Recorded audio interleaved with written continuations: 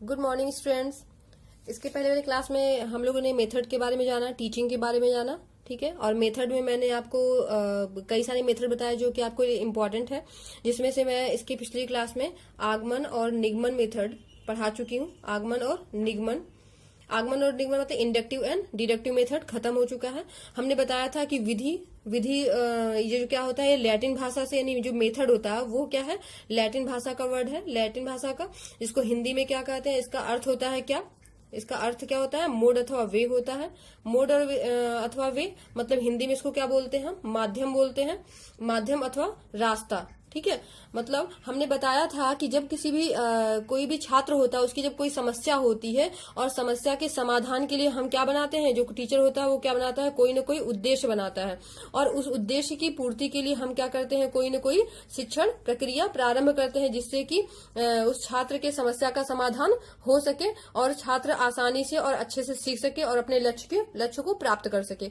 तो क्या करते हैं, जब हम उद्देश्य बनाते हैं और उद्देश्य की पूर्ति के लिए हम इस शिक्षण प्रक्रिया को प्रारंभ करते हैं, और शिक्षण प्रक्रिया को प्रारंभ करने में इसमें जिस भी विधि का प्रयोग करते हैं, मतलब इस उद्देश्य को पाने के लिए हम जिस भी तरीके का, जिस भी विधि का प्रयोग करते हैं, या जिस रास्ते के माध्यम से, या जिस रास्ते से हम होके यहाँ उद्देश्य तक पहुंचते हैं, या जिससे एक क्लास जो है, कक्षा जो होती है, क्या रुचिकर होती है, प्रभावशाली होती है, वही तरीका क्या होता है, वो तरीका क्या कहलाता है, यहाँ पे विधि कहलाता है। जिसमें हमने आगमन और निगमन मेथड के बारे में पढ़ा था। आगमन और निगमन विधि के जो प्रवर्तक है वो कौन है, अरस्तु है। हमने बताया था आगमन विधि में क्या होता है, हम हमेशा उदाहरण से किधर जाते हैं, नियम की तरफ जाते हैं। कुछ स्टूडेंट को थोड़ा बहुत डाउट भी था, वो अच्छे से वीडियो देख लें, ठीक है। तो इसमें उदाहरण से क्या करते हैं, नियम की तरफ जाते हैं, यानी कि जब हम बच्चे को पहले कोई उदाहरण बताएं और फिर नियम की तरफ जाए, या फिर कोई नियम निकल के आ जाए, तो उसे हम क्या कहते हैं, आगमन मेथड कहते हैं। और निगमन विधि में क्या होता है, जब हम इसका उल्टा करते हैं, यानी कि निगमन से क्या करते हैं, नियम से क्या करते हैं, उदाहरण की तरफ जाते हैं। मतलब पहले कोई नियम बता देते हैं और फिर उदाहरण की तरफ जाते हैं, ठीक है। इसका अब डिटेल में नहीं आए क्योंकि हम इसको अच्छी तरह से पढ़ा चुके हैं इसकी पिछले वीडियो में। तो अब हम आते हैं इसके नेक्स्ट विधि पर, यानी कि नेक्स्ट विधि क्या है, संश्लेषण और विश्लेषण। संश्लेषण और विश्लेषण। कुछ लोग कहेंगे कि ये जो है मैथ का है या फिर ये साइंस का है, तो मेरे मेथड में इंपॉर्टेंट नहीं। इंपॉर्टेंट की बात नहीं है, ये टेट, सी टेट या फिर सुपर टेट, आप कोई भी एग्जाम दे रहे हैं या फिर सी टेट वगैरह दे रहे हैं, तो उसमें ये नहीं देखता, आप पेडागोजी का क्वेश्चन उठाएगा, उसमें कोई एग्जाम्पल दे देगा और पूछेगा कि इसमें कौन सी विधि का यूज हुआ है, या फिर ये किस विधि का है, या इसके प्रवर्तक कौन है, ये भी पूछ सकता है। तो फिर आप जो है थोड़ा कंफ्यूज रहेंगे कि मैंने पढ़ा ही नहीं। तो ऐसा नहीं, ये सभी पेडागोजी के लिए है या सभी सब्जेक्ट वालों के लिए है। तो हम आते हैं संश्लेषण विधि पे। संश्लेषण को इंग्लिश में क्या बोलते हैं, इसको सिंथेटिक बोलते हैं, और विश्लेषण को एनालिटिक बोलते हैं। ये थोड़ा सा हम इसको देखते हैं, अपने मेथड से, अपने ट्रिक से देखते हैं। संश्लेषण को मैंने इसमें का जो स ले लीजिए, स, यहाँ से हमने थोड़ा इसको सम से जोड़ दिया। सम मतलब क्या होता है, जोड़ना। सम को हिंदी में क्या कहते हैं, जोड़ना। आपने देखा भी होगा, छोटे बच्चों में होता है सम करना है, जोड़ना है, उसको जोड़ करना। तो संश्लेषण को मैंने ऐसा समझा था कि जब कोई छोटे छोटे टुकड़ों में बटा हो, कोई चीज विभाजित हो, बटा हो, अलग हो, उन्हें पुनः एकत्रित करे। एकत्रित यानी कि पुनः उन्हें जोड़े, तो और इस तरह से जोड़ के फिर बच्चे की समस्या का समाधान करे। जैसे हम किसी बच्चे को समझाते हैं ना कि पहले उसको क्या बताते हैं, क ख ग ये सब बताते हैं, या ABCD बताते हैं, या फिर छोटा आ बड़ा आ ये सब बताते हैं, ठीक है। या फिर गिनती, पहाड़े, उसको पहले ये बताते हैं। पहले हम छोटे बच्चों को ये नहीं शुरू कर देते हैं कि मतलब उसको कोई वाक्य बताना नहीं कि वो घर जाता है ये लिखिए, या फिर वो स्कूल जाता है ये लिखिए। पहले हम उसको छोटी चीजें बताते हैं, ठीक है। छोटी चीजें बता के जब उसको छोटी चीजें रट जी आती हैं, ये सब चीजों को क्या करते हैं, हम उनको रटने के लिए कहते हैं।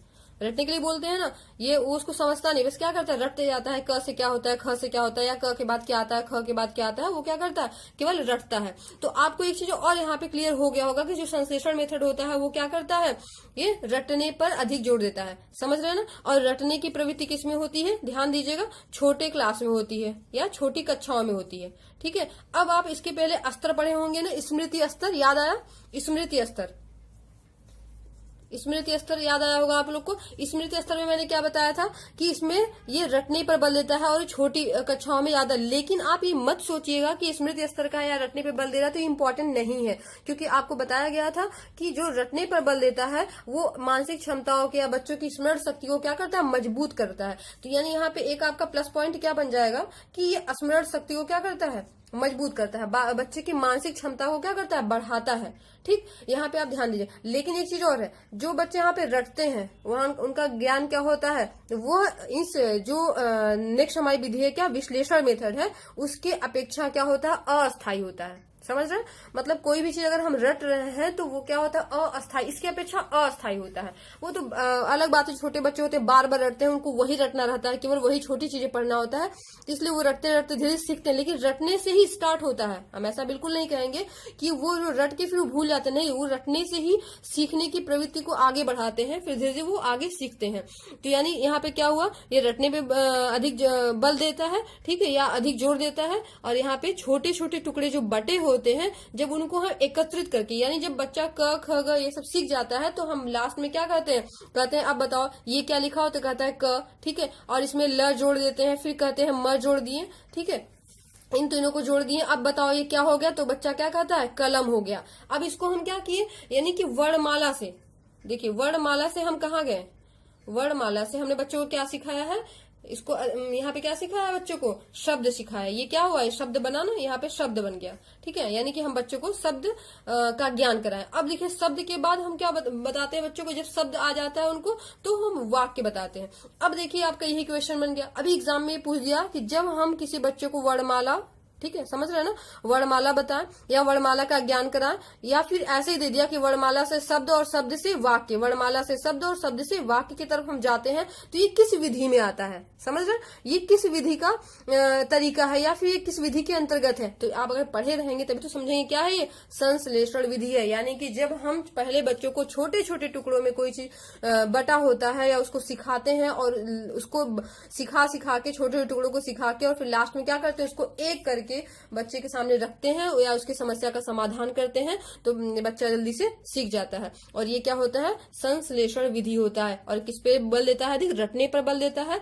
इसका प्रयोग किसमें, अगर भाषा की बात करता है या फिर सब्जेक्ट की बात करता है, तो ये किसमें अधिक प्रयोग होता है, गणित में अधिक प्रयोग होता है। याद रखिएगा, ये गणित में अधिक प्रयोग होता है, खासकर छोटे कक्षाओं में, ठीक। और जब यहाँ चूंकि रटने की बात कहा, तो एक चीज और आप यहाँ पे इसके क्वालिटी या फिर डेमेरिट के रूप में रखिएगा, डीमेरिट कह सकते हैं। यह चिंतन रहित होता है, मतलब हम इसमें कोई चिंतन नहीं करते हैं, कोई सोचते नहीं है, बल्कि इसको क्या कर लेते हैं, बस हम रट लेते हैं। और रटने की वजह से ये क्या होता है, काफी सरल और सुविधाजनक होता है, जिसका मन कहेगा वो नोट डाउन भी कर लेगा, समझ रहे हैं, ठीक है। तो यानी कि ये सरल और सुविधाजनक होता है। और इस प्रकार, और इससे एक और चीज है कि जब चूंकि कोई चीज छोटे छोटे टुकड़े में बटी होती है, ठीक है, अलग होती है, अब चूंकि बस हम उसे एकत्रित तो करना ही होता है, ठीक, तो इससे क्या होता है, समस्या का समाधान क्या होता है, जल्दी से हो जाता है।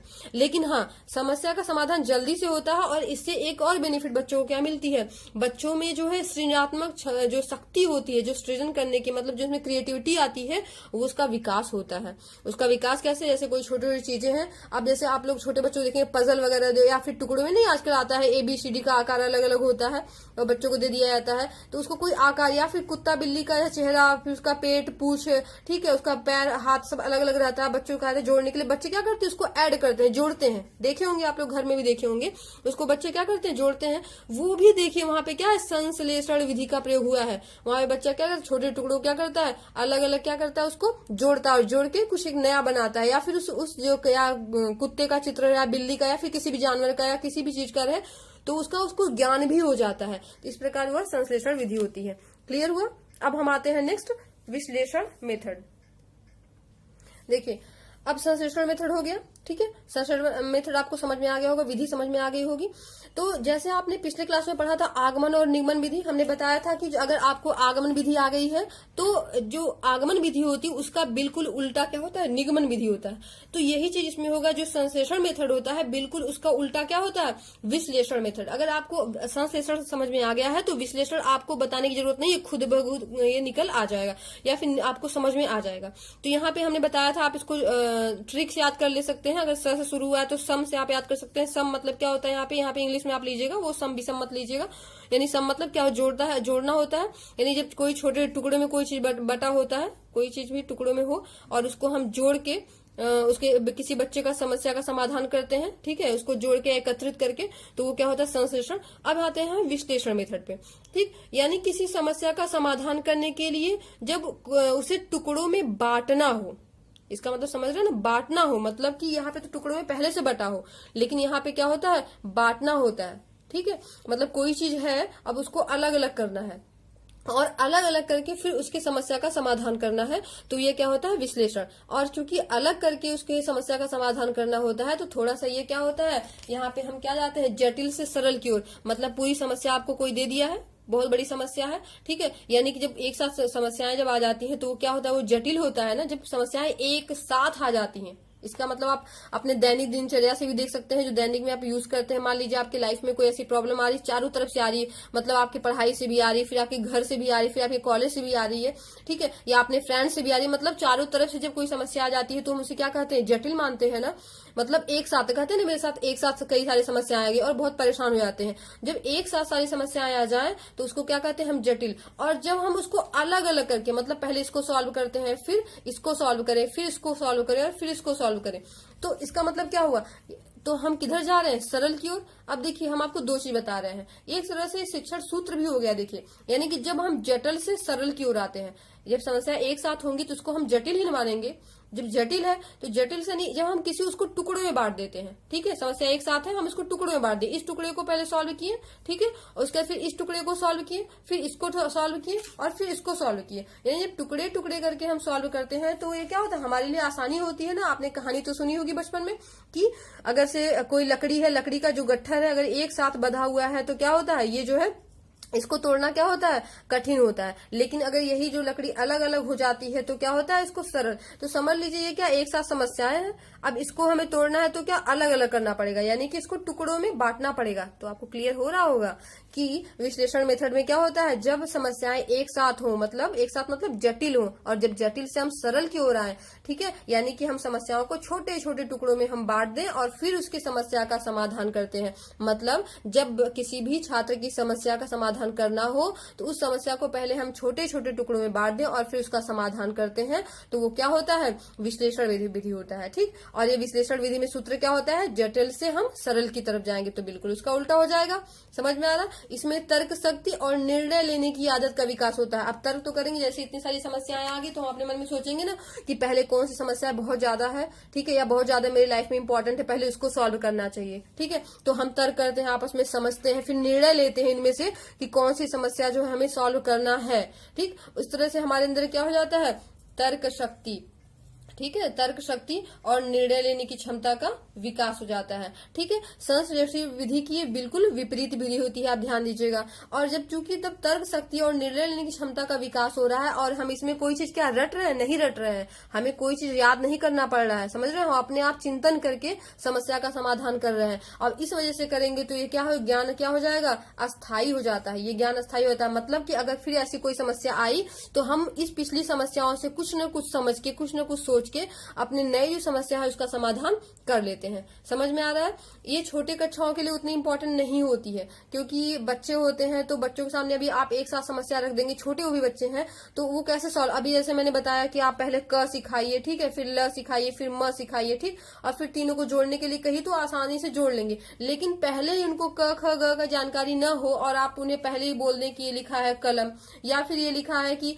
मुझे एक कलम दो, इसको लिखो या इसको बताओ ये क्या है, कलम क्या होता है, तो बच्चा कैसे समझेगा कि इसमें ये वर्ड क्या है, ये शब्द क्या है, ये तो मैंने कभी सीखा ही नहीं है।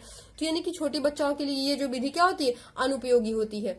ठीक है, और इसमें जो है अधिक कुशलता की जरूरत पड़ती है, इसकी जो मेरिट है इसमें कि अधिक कुशलता की जरूरत पड़ती है। और इसमें खासकर जो मैथ वाला पोर्शन, देखिए इसमें मैथ का भी यूज कर सकते हैं, मैथ को काफी अच्छे से हम सॉल्व भी कर सकते हैं। जैसे हम कोई एग्जाम्पल मान लीजिए कोई देते हैं कि कोई बच्चा है, कोई स्टूडेंट है, कोई भी हम दे देते हैं कि मान लीजिए वो अभी हम इसका पहले एग्जांपल देखिए, दोनों एग्जांपल आप थोड़ा सा आपस में जब तुलना करके कंपैरेटिव करके स्टडी करते हैं ना तो वो ज्यादा दिन तक याद रहता है। कोई भी आप सब्जेक्ट पढ़ते हैं उसमें थोड़ा कम आपस में कंपैरेटिव कर लीजिए, तो अगर एक याद हो जाएगा, एक पढ़ लेंगे तो दूसरा अपने आप समझ में आ जाएगा। ऐसे हम मान लीजिए लेते हैं कोई एग्जाम्पल कि कोई छोटा बच्चा है, ठीक है, और वह जो है गया मार्केट गया, बाजार गया, उसने 10 रुपए की क्या ली, एक अपने लिए पेंसिल ले ली, ठीक है, अपने लिए पेंसिल लिया, 5 रुपए का अपने लिए इरेजर लिया यानी कि रबर ले लिया, ठीक है, और उसमें 15 रुपए का उसने क्या ले लिया है, कोई अपने लिए कॉपी ले लिया, नोटबुक ले लिया। ठीक, अब उसके पास हमने पूछा कि कुल कितने रुपए खर्च हुए या कुल कितने रुपए थे, समझ में आ रहा है ना, कुल कितने रुपए थे। जब हम इस तरह से जाए, यानी देखिए छोटे टुकड़ों में बटा है ना ये, तो यानी जब हम छोटे छोटे टुकड़ों की ओर से क्या करें, हम एक साथ मतलब किसी समस्या का समाधान जो कर दें, तो वो क्या होता है, विभाजित करके उन्हें पुनः एकत्रित, देखिए यहाँ पे पुनः एकत्रित कर रहे हैं ना, यानी इन टुकड़ों में बटा हुआ है फिर इसको एकत्रित कर दे रहे हैं। ठीक है, तो ये कहा है यहाँ पे क्या हो गया, संश्लेषण विधि हो गया। अब देखिए विश्लेषण विधि में बिल्कुल इसका उल्टा कर दी। उल्टा कैसे करेंगे, हमने बोला कि किसी जो है बच्चे के पास 50 रुपए थे। अब देखिए 50 रुपए एक साथ है कि नहीं, एक साथ 50 रुपए कोई बच्चा मार्केट गया लेके, और उसने क्या किया, इसमें से 3, समझ रहे, 3 अपने लिए कॉपी लिया, नोटबुक लिया, समझ रहे, और उसके पास घर आया तो कितने रुपए बचे, 5 रुपए बचे। ठीक, 5 रुपए बचे। तो अब बताइए उसमें एक कॉपी का मूल्य कितना हुआ। तो मतलब हम यहाँ पे एक कॉपी को, मतलब यहाँ पे हम एक कॉपी की बात कर रहे हैं ना, तो एक कॉपी की बात मतलब हम इसमें छोटी एक संख्या, यानी कि यहाँ पे बड़ी समस्या है, बड़ी समस्या से हम क्या कर रहे हैं, जटिल समस्या से हम एक कॉपी की तरफ जा रहे हैं, यानी सरल की तरफ जा रहे हैं, समझ रहे हैं। तो हम किसी एक का मूल्य यहाँ पे पूछ रहे हैं, तो यहाँ पे क्या हो गया सरल। या ऐसे भी इसको हम सॉल्व कर सकते हैं कि अच्छा बताइए, पहले हम बच्चों से क्वेश्चन करेंगे कि बताइए उसके पास कितने रुपए थे, उसने कहा 50, उसने कितनी कॉपी खरीदी, उसने 3 कॉपी खरीदी। ठीक है, तो 3 कॉपी खरीदी, तो हमें इसके लिए क्या करना होगा। ठीक है, या ऐसे हम बच्चों से क्वेश्चन करेंगे, क्या करना होगा। ठीक है, तो ऐसे क्या होता है, बच्चा उसमें अपने आप उसमें से क्वेश्चन पूछता है, तर्क करता है, चिंतन करता है कि हाँ हम कैसे निकालेंगे, कैसे उसमें क्या हम करेंगे, क्या जोड़ेंगे, घटाएंगे या भाग देंगे, कैसे करेंगे। तो क्लियर हुआ इतनी सारी चीजें। तो इस तरह से हम संश्लेषण और विश्लेषण विधि के बारे में समझ गए होंगे। हमें लगता है आप लोग को समझ में आ गया। कोई भी डाउट होगा तो आप लोग कमेंट में बताइएगा कि हाँ इसमें आपको कुछ डाउट है, कुछ समझ में नहीं आया है। ठीक है, आप ऐसे ही अच्छे से पढ़ते रहिए, और भी आगे आने वाली जो मेथड है वो काफी इंटरेस्टिंग है। इसके बाद हम लोग जैसे कि खेल विधि भी है, ह्यूरिस्टिक यानी खोज विधि भी है, वो सब भी हम पढ़ेंगे। ठीक है, जो बहुत ही इंपॉर्टेंट है। तो आप लोग अच्छे से पढ़िए, एग्जाम की तैयारी अच्छे से करिए, और घर में रहिए, स्वस्थ रहिए, खुश रहिए, मुस्कुराते रहिए। Thank you.